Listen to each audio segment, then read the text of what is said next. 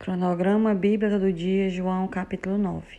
Nós vamos ver aqui que esse capítulo, ele gira todo em torno da cura de um cego que era de nascença. Versículo 1 vai dizer: ao passar, Jesus viu um cego de nascença. Seus discípulos lhe perguntaram: Mestre, quem pecou, este homem ou seus pais, para que ele nascesse cego? Disse Jesus: nem ele, nem seus pais pecaram, mas isto aconteceu para que a obra de Deus se manifestasse na vida dele. Nós vimos outra situação no tanque de Betesda, quando o Senhor ele cura aquele homem e o Senhor vai falar com ele, né? Questão do paralítico, o Senhor vai falar com ele sobre pecado. Então, eu acredito muito que os discípulos de Jesus que presenciaram aquilo guardaram e começaram a imaginar, como muitos imaginavam naquele momento, naquela época, que toda doença era por conta de pecado, toda doença era uma maldição. E ali, por isso, eu acredito que eles perguntaram isso aqui a Jesus, né? Quem pecou, mestre? Ele ou os pais?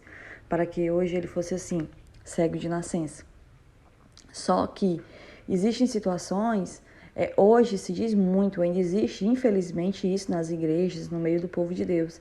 A pessoa sofre de um câncer. Qual pecado ela cometeu para ter um câncer? Essa pessoa morreu de um acidente. Meu Deus, estava em pecado. Amados, nós estamos nesse mundo e nós estamos sujeitos a qualquer coisa desse mundo, porque é um mundo caído.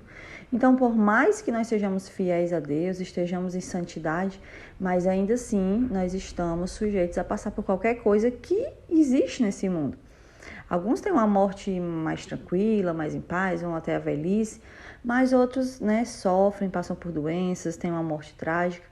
E isso não quer dizer que as pessoas que assim sofrem estão em pecado, não necessariamente, tá? Porque nós estamos em um mundo caído. O que nós temos que olhar não é para esse mundo, não é para as coisas que nos acontecem aqui, mas na eternidade. Voltando aqui para o texto, então esse homem ele foi curado, o Senhor curou esse cego de nascença, curou em um sábado, e mais uma vez os fariseus, os religiosos, se alarmaram com aquilo, e os fariseus começaram a investigar a cura, levaram aquele homem que era cego, não era mais, porque as pessoas começaram a ver.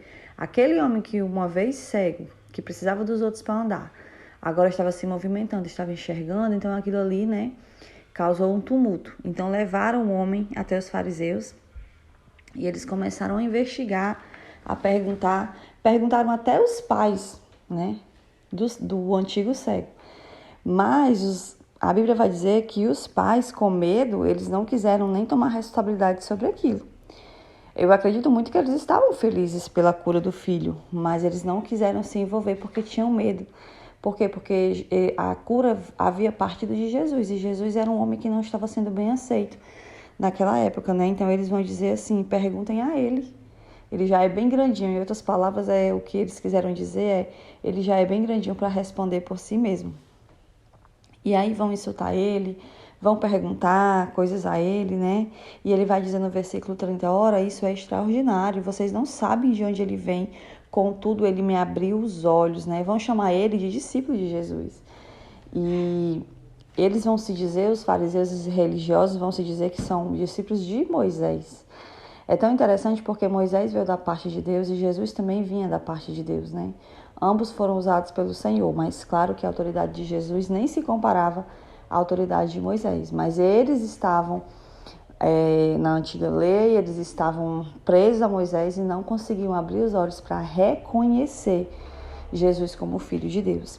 E aí, nesse contexto de um cego ser curado, de cegueira, de visão, é que entra o contexto aqui, a partir do versículo 35, de cegueira espiritual. Amém? Aqueles homens, eles achavam que nunca haviam sido cegos, Mas eles eram cegos, em partes, porque eles não estavam enxergando a luz na frente deles, a verdade na frente deles. Eles não estavam recebendo Jesus como Cristo, enviado, o cumprimento da profecia, do Messias. Eles não estavam recebendo. Então, nessa parte, eles estavam cegos. Mas aqui, quando o Senhor vai concluir esse capítulo, diz assim no versículo 40, alguns fariseus que estavam com ele ouviram dizer isso e perguntaram, acaso nós também somos cegos? Disse Jesus, se vocês fossem cegos, não seriam culpados de pecado. Mas agora que dizem que podem ver, a culpa de vocês permanece. Preste atenção nisso daqui. porque eles estavam cegos, né? Eles estavam cegos na sua religiosidade, em meio aos seus pecados. Eles não estavam eles estavam com o coração endurecido. Por isso não estavam conseguindo receber Jesus e nem compreender que ele de fato era o Filho de Deus. Mas, por outro lado, aqueles homens, eles conheciam a palavra, eles conheciam a lei, eles criticavam o povo, cobravam que o povo seguisse a lei nos mais menores detalhes, mas eles mesmos não seguiam. Eles sabiam que não era para roubar, mas eles roubavam. Eles sabiam que não era para julgar, mas eles julgavam.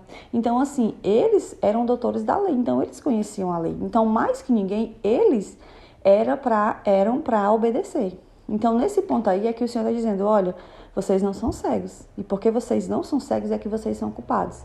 A Bíblia também vai dizer em outro lugar que aqui muito é dado, muito será cobrado. E isso não é só naquele tempo. Isso é para o dia de hoje também. Se nós estamos conhecendo a Bíblia, se nós estamos recebendo da palavra do Senhor, se nós estamos frequentando uma igreja, se nós estamos sendo discipulados, se nós estamos participando aqui desse cronograma, nós temos uma responsabilidade muito grande, porque nós já não somos mais cegos. Nós estamos conhecendo a verdade. E ai daquele que conhece a verdade e não pratica. Haverá juízo para aquele que não conheceu a verdade? Haverá, mas muito mais juízo haverá para nós que conhecemos a verdade, sabemos qual é a vontade de Deus e nós não praticamos. Isso aí vale tanto para os fariseus daquela época como vale para os dias de hoje. Se vocês fossem cegos, vocês não seriam culpados. Mas porque vocês veem,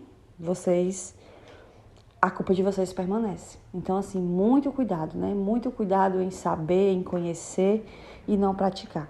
Quantas pessoas hoje conhecem a Bíblia, versículos decorados? É por isso, irmãos, que eu como é que eu posso falar para vocês? Eu não me prendo a decorar versículos. Claro que é bom nós termos a palavra em mente, sempre estarmos ali munidos da palavra de Deus. Vai ser sempre necessário lembrarmos da palavra, citarmos a palavra. Mas se eu sei de um versículo que está na Bíblia, mas eu não lembro onde está, se eu perguntar a alguém vai me ajudar. Se eu pesquisar no Google, alguém vai me ajudar. Eu não vou perder tempo em memorizar para dizer que eu sei.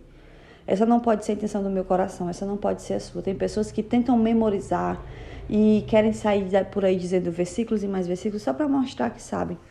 É muito melhor nós não decorarmos, mas nós praticarmos aquilo que nós lemos, não é verdade? Que a gente leia, que a gente não saiba assim de primeiro momento onde está na Bíblia, mas a gente sabe que está e se está é a vontade de Deus.